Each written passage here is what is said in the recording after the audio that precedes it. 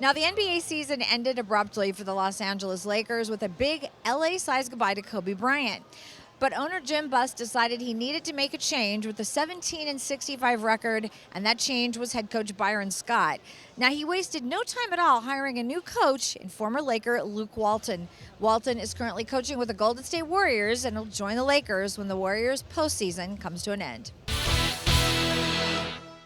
Now, for the Los Angeles Clippers, they fell to Portland in 6 games after 2 crushing injuries to Blake Griffin and Chris Paul.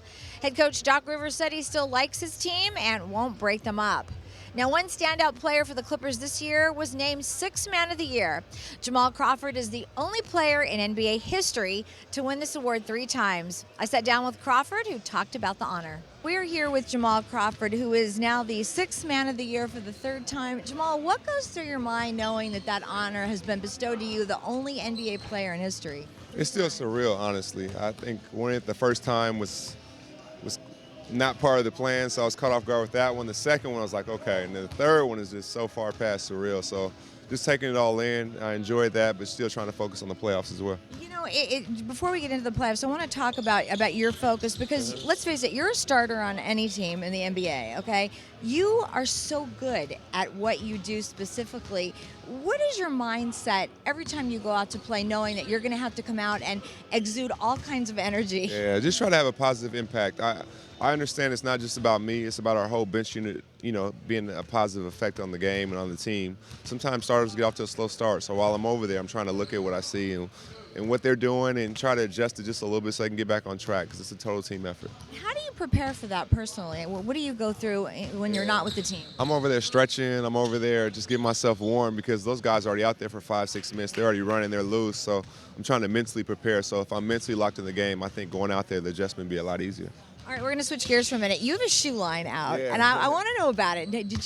How much did you get into designing it? Tell me about it. The first one, I didn't get the opportunity to design because they were already kind of running. But for me, I didn't want to be one of just 200 athletes over at a different shoe company. I wanted to do something different. Allen Iverson was one of my favorite players growing up, and he was with Reebok, and nobody was really wearing Reebok until he went there. So I figured if I went with Brand Black, people hopefully 10 years from now, 15 years from now would want to wear that shoe and not feel like they always have to go with the companies that have been around forever. Now, did they ask you about color or style or any of that? Yeah, everything, style, and some things they came up with on their own. They were already kind of fashion forward.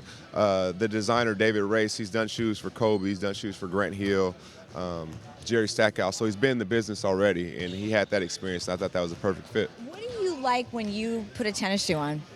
Comfort. I like it to be light, especially when I'm playing because I dance around the court a lot. Yeah, you do. I don't want to feel restricted or held down, so I think it being light and comfortable is probably number one for me.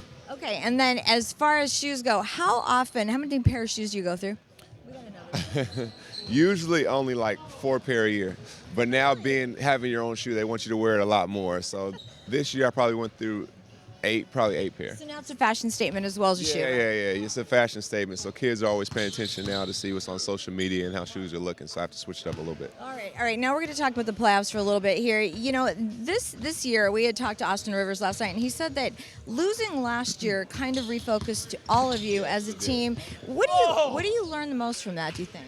Just not to ever take your foot off the gas. I think for us, we were in the moment, but we were kind of looking around and seeing, okay, we'll play this team next, and we didn't handle business. And for us, we're never going to let that happen again. I never want to say never, but it was such a hard lesson for us. It was such a valuable lesson that we don't want to experience that again. You know, they always talk about, and Blake talked about that a lot last year, is there's little things that you work on. What kind of little things are they specifically? Staying locked in for the whole game. I think the little things make such a big difference. And if you can stay locked in, never taking possessions off, always staying in the moment, I think you have much more success.